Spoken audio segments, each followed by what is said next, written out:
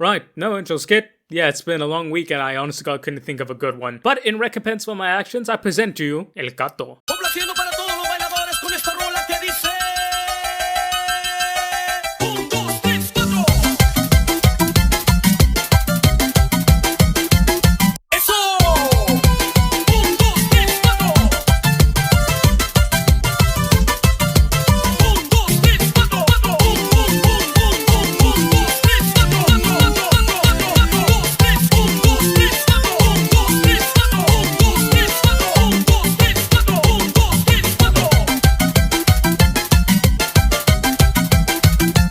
Right, now that you have been sufficiently compensated for your lack of funny, let's get cracking on with today's video. Salutations Rangers, General Bradley 101 back at you again with some more lore. So, Space Marines. Space Marines! You love them or you hate them, but let's be honest, most of us love them, except you're one of the Xenos players, then I understand, you know, modeling be modeling. But a big common complaint that you hear from people, whether they love or hate Space Marines, is that sometimes they can feel a little generic, a bit samey, especially when it comes to successor chapters. But that's only because people don't know that many successors. If you take a little bit of a deep dive, you'll find that there are hundreds of awesome successors with their own awesome lore and backstories. And in today's video, I'm gonna give you 5 solid examples of some badass successor chapters that you have never heard of. So, lock in, strap in, get ready for some good lore action, and let's get jumping in with number 5. So starting out nice and strong, we have number 5, the Steel Confessors. First off, badass name. Love the name. Name is great. Fantastic. The Steel Confessors. Love it. Second off, their origin story is pretty badass as well. So, way back when, during the 36th millennium, the Baris system, that was home to the Mechanicus, had been co-opted by a chaos renegade known as Overlord Barath. He had a whole bunch of cultists and demons and whatnot, and he took over the system. Now, the Mechanicus had set up shop there, and there was a lot of precious items, as well as valuable resources, machinery, etc., and they couldn't just leave it be. So, what they did is that they requested aid from the Iron Hands. The Iron Hands, always being Mechanicum friendly, dispatched 3 full clan companies to aid them in this endeavor, as they had tried on their own accord to take back the system, but the only thing that resulted in was a lot of dead Skitarii and a lot of dead guardsmen. Not a fun time. And when the Iron Hands got there, oh boy, did they make a difference. It was primarily mortal on mortal combat, with a little bit of chaos shenanigan here and there. But goddammit, if a cyborg space marine can kill a demon with a punch, let me tell you what, son. The Iron Hands absolutely swamped the system, conquering everything and anything with their utter force of wrathful destruction. They were a sledgehammer of the machine god, and the enemies of the Omnissiah felt it that day. That much is for certain. Eventually, the entirety of the Baras system would be reconquered except for the one planet, that being the capital of Baras itself, known as Tarvor. Now, this mechanical research facility was specialized in shielding technologies, developing research on specific types of shields, as well as changing the parameters and general study of them. This is foreshadowing. Take note. Despite the planet being heavily defended, the Iron Hands stepped forward, and they were like, yeah, we got this. So the entirety of the 300-strong Marines were then deployed to the assault, led by a venerable dreadnought Grixis from the Gravehold clan company. So the Mechanicus, as well as the Astartes, dropped an orbital bombardment that lasted for God knows how long, but just enough to rent open a hole in the void shields to allow the Iron Hands to drop through with their assault craft. But it turns out that this was a trap. It's a trap! Overlord Barath had knew this would happen, so he laid a trap for the Astartes, so that when they got through the shield, it turns out that specific opening had pretty much every single anti-air defense system on the planet aimed directly at them. Grixis, knowing that this was a bad idea, then turned his boys around to go back through the hole, but it turns out that the bombardment had opened the hole. It had been Barath himself. It was a trap. With the Thunderhawks in the void shields, all communication was cut off, and it was impossible to reach the orbiting strike cruisers. Grixis and the Iron Hands were in hell, and when you're in hell, there's only one way to get out of it. That's through it. So he led his boys in a daring assault, landing his 300 Marines against the force of the entire planet. However, Captain Olenir of the strike cruiser the Omnissiah's Might from the Iron Hands recognized that something was a little wrong with what's going on. Thus did he signal the Iron Council to inform them of the situation and try and get some help for his boys on the ground. The Iron Council then contacted the Mechanicus and was like, hey, you know, we're loyal, we're friends, please go save our boys. And the Mechanicus, normally when you're dealing with the Mechanicus, it's kind of a mid-response, give or take. They're very much kind of dicks sometimes, but not always. And this is one of those cases when they were, in fact, not dicks. As the Mechanicus gathered over 500 combat class ships, ranging from escorts all the way to heavy-duty Mechanicus combat barks. These were gathered from all around the surrounding systems, and the entire weight of this armada surrounded Tarvor and utterly annihilated it with bombardment. 500 ships worth of heavy-duty plasma macro battery, las cannon, and heavy-duty incinerator volume fire. It was incredible, the amount of firepower on display. Needless to say, the shield went down, and the Mechanicus then deployed well over 100,000 Skitarii, many of them being the elite Secutari Titan Guard, because there was also 4 Warhound Titans. I need you to understand something. What I need you to understand, for the Mechanicum to even consider deploying Titans, there needs to be at least a rumor of other Titans being present. The fact that they deployed not 1, but 4 Warhound Titans to aid the Iron Hands. I need you to understand, these fucking Mechanicus must have loved the Iron Hands like a goddamn sick puppy, let me tell you what, because this shit ain't heard of, Chief. This is wild. This is wild. However, it turns out that the Overlord's gambit had not paid off. For while he had hoped to destroy the Astartes and claim some of their technology, what ended up happening was that he had thrown his best of his best, pretty much all of his remaining forces at the Astartes, and the Iron Hands, for all their faults, do not break. By the time the Skitarii and the Titans descended, of the 300 Space Marines that had been committed to the assault, 126 had died before they even reached the surface. Of the 174 that made it, only 11 remained alive, all of them bearing grievous injuries. But even worse was the tally taken upon Overlord Barath, for his entire force had been near completely routed. And with the arrival of the Skitarii, it was cleanup time, and the wrath of the Omnissiah burned red hot that day. However, despite all of this, the Iron Hands were able to recover pretty much almost all of their gene seed, which was massive. For those of you who don't know about Space Marines, losing a Space Marine, pretty bad. You lose experience, you lose a veteran soldier, and kinda sucks.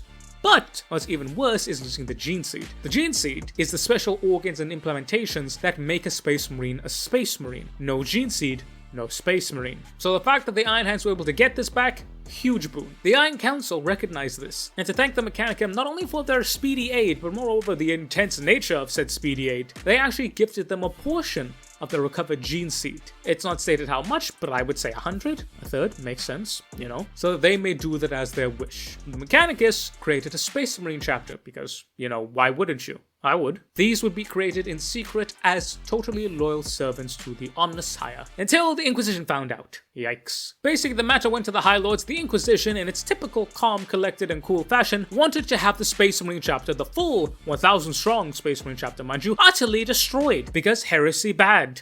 Yeah, I'm sure it is, fuckwad. Goddamn, I fucking hate the Inquisition. However, the High Lords of Terror, during this particular century, happened to be not dumbasses. They recognized that this was a bad idea, so they allowed the Space Marine chapter to continue. They could have close ties to the Mechanicus, but they would have to serve the Imperium and the Emperor. And thus were the Steel Confessors bound and implemented into the 36th millennium founding of the Adeptus Astartes. Now, whilst that whole backstory, pretty badass, that ain't really the whole reason why. I just included it because, well, it's fucking cool. The main reason is that these are Iron Hands who are Tyranid hunters. Yeah, Iron Hand Tyranid hunters, baby. We go all the way back to the Battle of Caraxes in the year 745 M41. Caraxes 4 was a forge world and the original home of the Steel Confessors. However, a High Fleet behemoth then descended upon it in pretty much every single one of its capacities. Despite a valiant defense, 1,000 Space Marines against the whole High Fleet? Yeah, not gonna be good. So sadly, the world was lost, with the High Fleet absorbing all of the biomass before moving on. The battle was incredibly costly for them,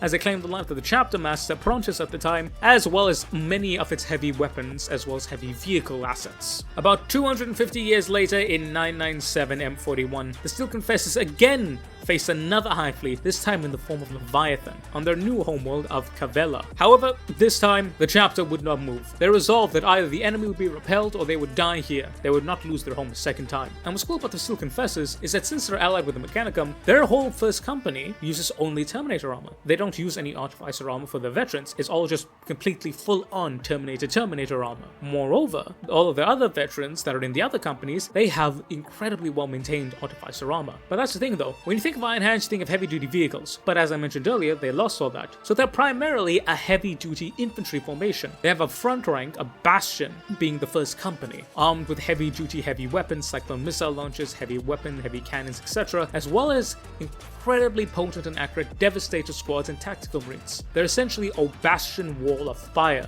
and should the bugs get too close to them, well, the Terminators are going to say hello. And with that, with their steely determination and utter resoundance, they were able to destroy the Tyranid fleet to a point that it eventually retreated, thus saving their planet. But it was not without loss. The 8th and the 10th companies were utterly wiped out. The first company was at 40% strength, the 3rd and the 6th companies were about 60, and the rest of them were about anywhere between 20 to 40. Needless to say, they held on, but they were utterly ravaged. As of current recording, the Steel Confessors are still defending their homeworld and rebuilding their strength. But with the help from Mechanicum, it's going pretty smoothly. Turns out if you're friends with the guys who make all your gear, you get better deals. Who'da thunk? But that's number 5, the Steel Confessors. Badass Iron Hands, heavy-duty, long-range, tanky infantry that specialize in hunting Tyranids. It's kind of like you combine the whole Imperial Fist combat style, as well as the whole thematic of the Tyranid veterans from the Ultramarines. It's pretty badass, and I like it myself. But anyway, on to number 4.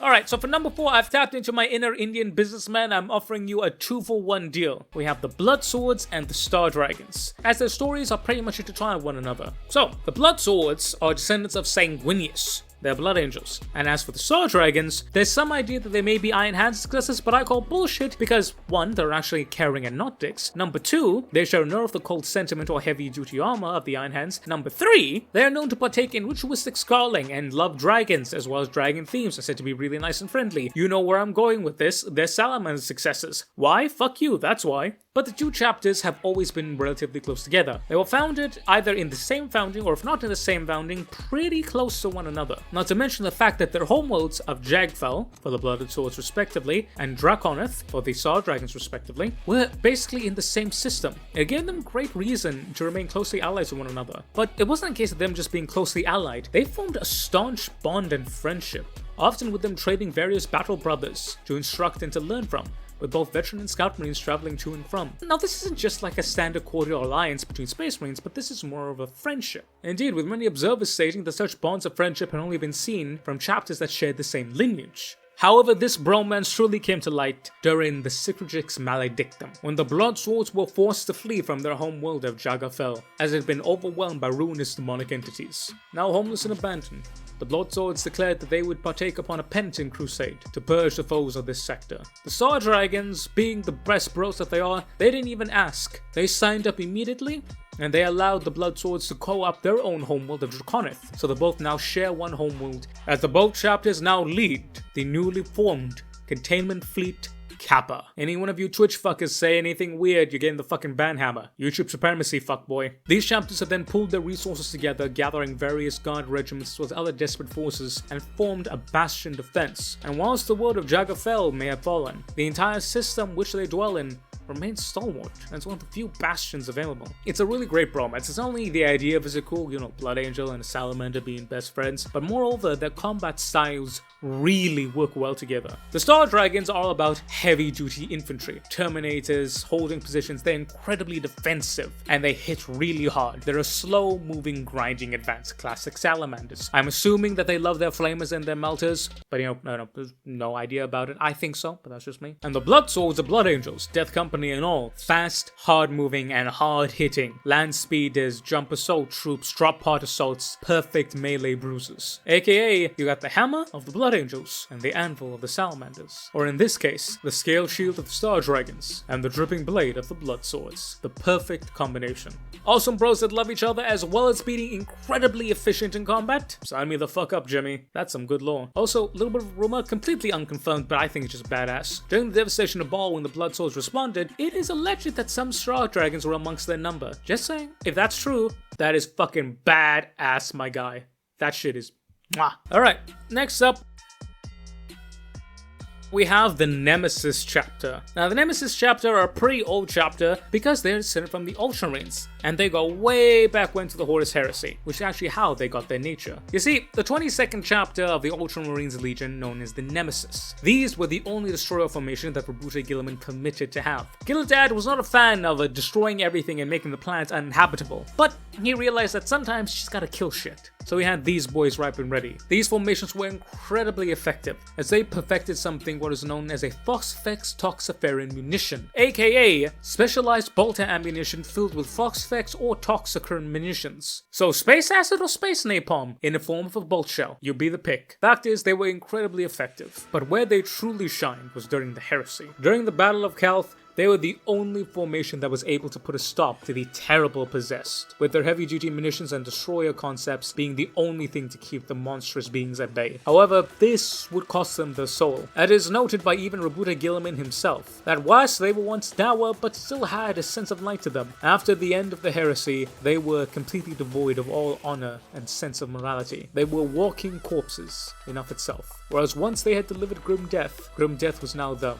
They were a stark reminder of what the Ultramarines had lost their day. For whilst they had won the ground itself had lost its soul. Because of this, they were then reformed during the second founding into the Nemesis chapter. And the Nemesis chapter still continues their old-sized traditions. They are dutiful, dour destroyers, specializing in exterminatus-grade combat units. Now, whilst they share some stuff with their Ultramarine forefathers, and they are indeed administrators and logisticians, they're not the classic Ultramarine by any stretch of the imagination. They are pure offensive. They go from planet to planet, destroying anything. They're only ever deployed to when a planet needs to be destroyed, when a Xenos race needs to be destroyed, when there's an Orc infestation, Gene Stealer cult. They blow the planet the fuck up. Heavy duty bombardments, heavy armor, heavy artillery, utter annihilation, then mopped up by ground troopers still using those classic specialized bolter ammunitions. See, when most people think of Ultramarines, they think of, oh, chuji hoity toity romy domi. Fuck you, by the way, if you think that. Fucking all the Ultramarine hate. It's like fucking bullshit. Leave my Roma boy alone. Leave him be. Goddamn Rome haters. But moreover, when you think of Ultramarines, they are the standard Space Marine. They're good guys, they get their stuff done, they're logical administrators, they're pretty standard, pretty normal Space Marine. These guys are different though. You see, whilst in modern 40k, the idea of a Space Marine is pretty diluted, right?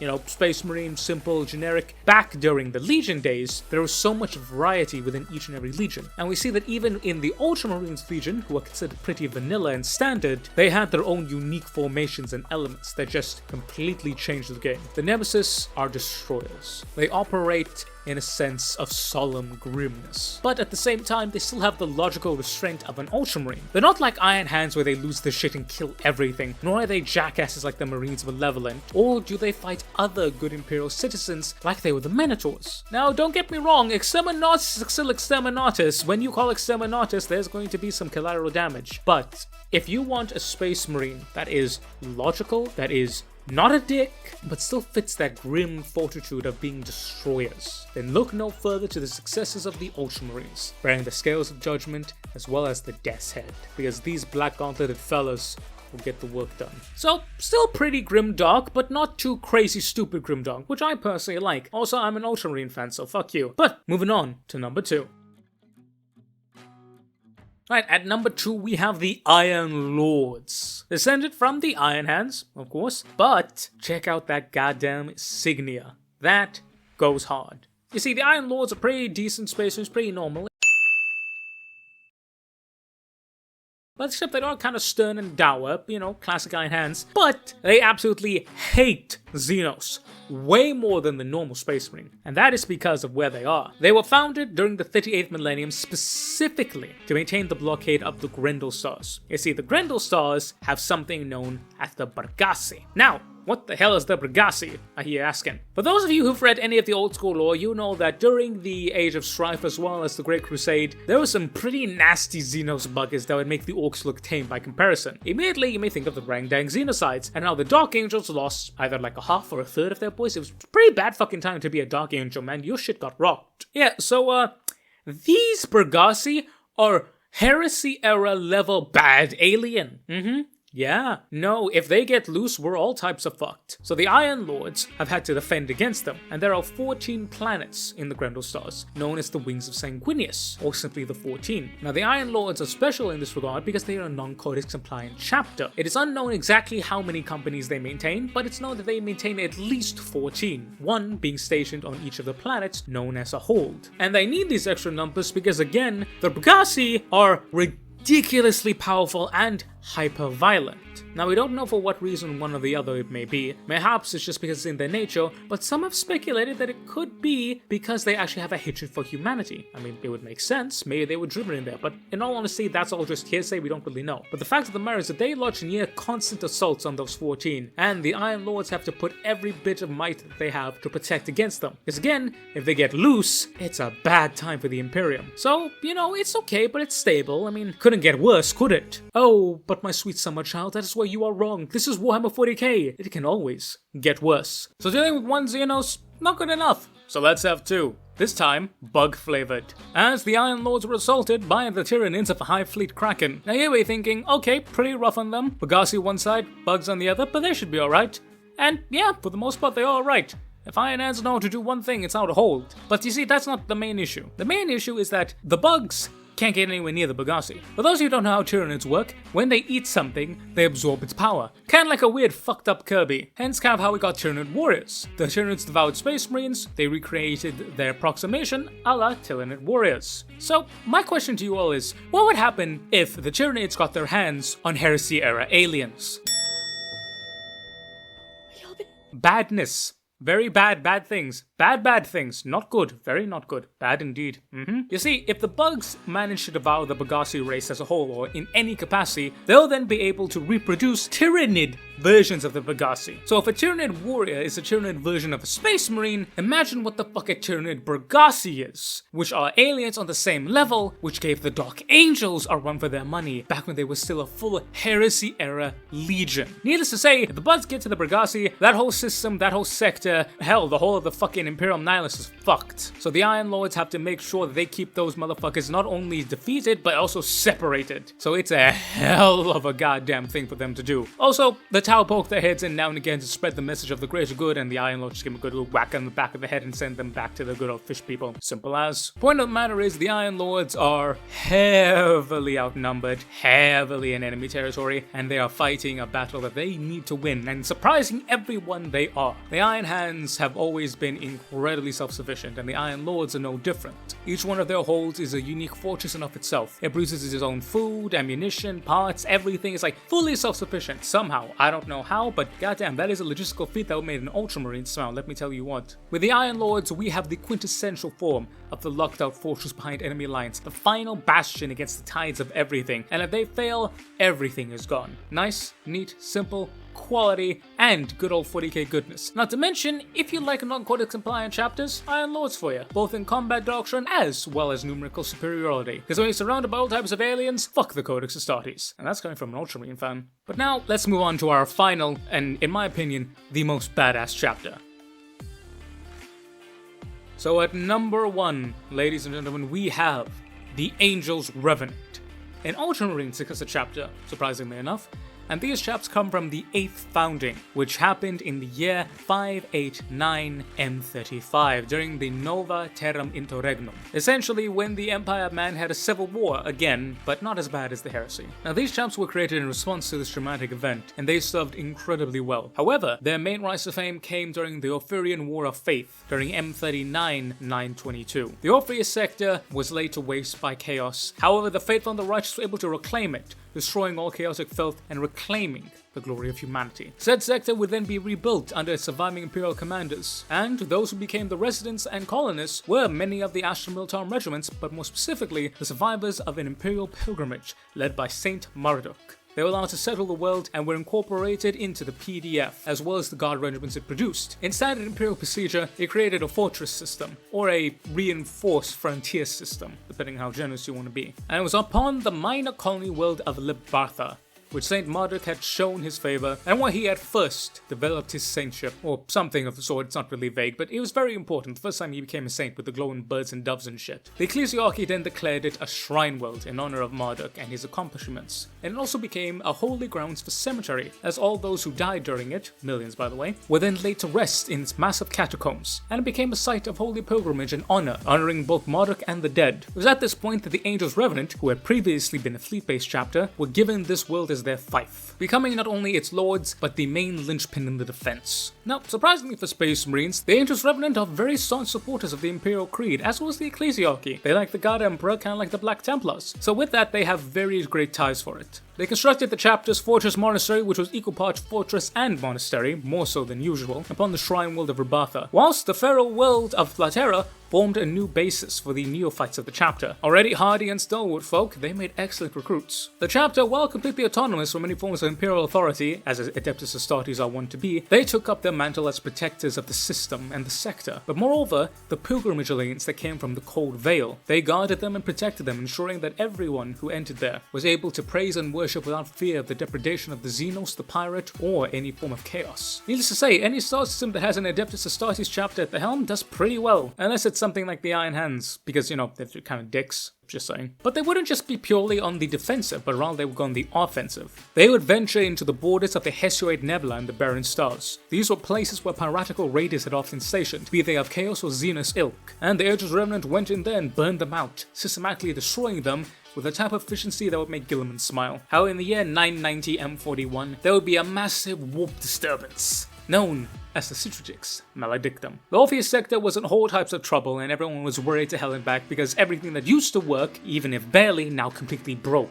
Whilst the Astropathic Choir, as well as all the Psychics, tried to figure out what was left from right, and the Imperial populace tried to keep their head on straight, not that hard as they were again descended from God. It turns out that what was assaulting them was in fact not chaos, for no planet had truly reported any form of chaotic incursion or the typical Xenos pirates. It was something very different. As the fading echoes screamed in the vox of the Astropaths with one phrase in Low Gothic: Maranak comes. For those of you who are unfamiliar, Maranak happens to be a dynasty of Necrons. These particular Necrons are pretty shit, even for Necrons. Whole brimstone and fire Old Testament style. They despise humanity, and there's only one way to cleanse out people, and that's with a lot of destruction via orbit. Big fire. Not good. Though the Imperium at the time didn't really know anything. Again, Necrons aren't really that common, and the idea of it knowing a dynasty even more so. However, what really made them on edge was, despite that how every other planet was doing okay, the capital of Labatha, again the homeworld of the Angels Revenant and capital of the system, was quiet. It had been struck silent, and no one had even known about it. There was nothing, absolutely nothing. However, all that they did know is that Labathia, for all intents and purposes, was no longer part of the strategic playboard. Now, what did end up happening? You see, Maranak had decided to roll up and conquer the world for one reason or another. The Angels Revenant said, "No you," and decided to fight. And this fight was so vicious, and the Angels Revenant's combat tactics were so effective, that they even managed to damage a Tomb World ship, which is a big fucking deal, mind you. Now, the Necrons, seeing all this, decided, fuck that noise, we're not going on the planet, and then proceeded to nuke it from orbit. They cracked the planet open, utterly destroying its surface, rendering all life unavailable. From there, they would then move on and conquer the rest of the system, claiming it for their dynasty. However, that didn't come. The rest of the system was perfectly safe, but what happened to Laberthia, no one could really say. What happened to the Angels Revenant, no one could say either. Eventually, after a couple of years, the planet would be written off as conquered or lost for one reason or another. It was not until the era Indomitus, when a task force of torchbearers was sent to locate the Angels Revenant, to find out exactly what the hell happened to them, to either one, reinforce them with the new Primaris, or create a new Primaris chapter in their honor. When they got to the world of Laberthia, they saw that it was roiling ash and waste upon the surface. Large chunks of the planet had been removed from its crust, as the torchbearers prepared to say their prayers, as well as to reconsecrate the chapter in a new area and re-establish the defensive fortifications of the Aetherius sector. Scanners picked up something odd. Vox chatter, combat communiques, and the sound of war. As the torchbearers then investigated further, it turned out that through it all, the airless, shattered, ignited atmosphere of Laberthia, where once proud mausoleums and basilicas had been, now lay wasted and raged. In the crust of the planet, there were still enclaves where life could be held. And lo and behold, there were still Angel Revenant Space Marines as well as some of their forces battling the Necrons to a standstill. Despite all of it, despite everything that had happened, the Necrons could not get past Liberthia, even when they had cracked it from orbit. Alright, I need y'all to fucking understand something real quick. The Necrons fought these motherfuckers on the planet. They fought back so hard that they damaged a fucking tomb ship, which is a big fucking deal. The Necrons said, fuck it, have a nuke, motherfucker, and threw that shit at the planet. The Angel's Revenant tanked it. The fucking planet cracked in several places. The Necrons then tried to fuck off from there and claim what was left. The Angel's Revenant still lived, fighting. And they made it, so the rest of the sector could not get invaded by the fucking Necrons, so the Necrons had to go in the fucking lava and fist fight the motherfuckers who were still there. Angel's Revenant? Fucking apt name, because those motherfuckers can't die! I need you to understand the sheer fucking badass bullshit this is. This is fucking epic. This is fucking excellent. This is just... mwah. And to top it all off, the Torchbearers as well as the last remnants of the Angel's Revenant combined together and they were able to drive off what remained of the fucking Necrons. Granted, the Necrons weren't really too much bothered about this. They had decided a couple of years back, yeah, no, this shit's fucked. Like, we nuked the motherfucker and now they're still fighting us in the cracked lava planet Caucasus. It's like, nope, now there's reinforcements. Bye-bye. Cheers, man. I'm gonna go and fucking do some old man Necron bullshit. And with that, the Angel's Revenant were revived to full chapter strength. Maybe. Probably. Don't really know. Generally speaking, they're revived to full chapter strength. That just seems to be traits, but doesn't actually state that, so, little asterisks. But the genetic gifts of the Adeptus Mechanicus to create and reinforce them with new primary space marines was absolutely a boon. And the fact they were already scions of Guiliman, and the fact that they really needed it, they didn't say no in any capacity. They were then recreated and re-established. As to what happened to where they put their chapter monastery, I imagine they put it on another world. As to what happened to Liberthia, maybe they made it an outpost. I don't know. It kind of stops there a little bit. We don't really know that much. So from there on out, it's just a lot of, speculation and whatnot. But regardless of whatever happened, what we know for certain is that they are a proper chapter again. They are still there, and they are still guarding the Ophius Sectum, despite all of it. And I gotta tell you, that is fucking badass. The fact that at the very last minute of the planet cracking, some forces managed to get into the underground vaults where they would be safe, and they still fought a bitter guerrilla war against the fucking Necrons. It's a goddamn Necron Vietnam. The motherfucking trees are speaking high gothic, motherfucker, and goddamn it are they singing prayers to the God Emperor. God, that's awesome. I fucking love it. So, ladies and gentlemen, that has been 5 badass Space Marine chapters that you've never heard of. This is only 5. There are so many more that I haven't covered and that I couldn't cover, and that hell I probably even haven't seen. But if you guys have an awesome chapter, comment down below and let me know. If not one of your own special chapters, maybe one of these fellas you fell in love with. Is it the Bromance of the Blood Swords and the Star Dragons? Is it about the Iron Lords and their defiance against all? Is it the Nemesis and how their grim destroyers get still a little bit just tinier hinged? Or maybe you're a fan of the Angel's Revenant and how they just said, fuck you, we are gonna stand and we're gonna fight. But whatever it is, if you're a big Space Marine fan, I know that, sometimes Space Marine stuff can get a little I wouldn't say that it's always good lore, but you gotta admit that for every single Space Marine chapter that is a bit meh, there are 10 that are goddamn awesome. And in this case, there's 5.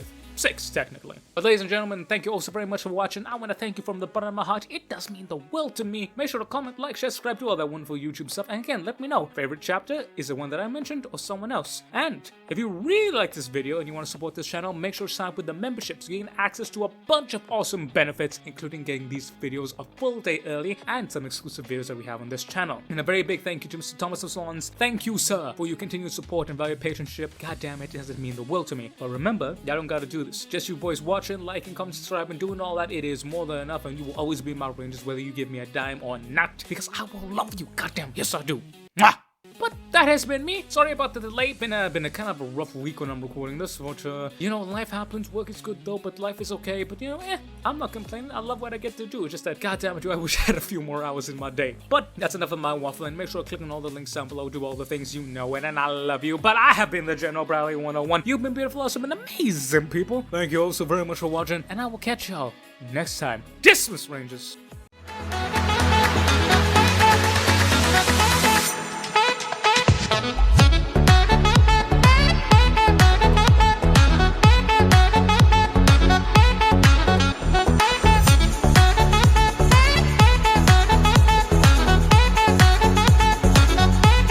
You know, at the end of this, I'm gonna have one motherfucker who's like, actually, it was actually M91.24, and you should actually, you know, look at it more carefully and know that you should do better, blah, blah, blah. Say, yes, motherfucker, it's called a mistake. It's not like I do this shit on purpose, goddammit. Have you never made a mistake before?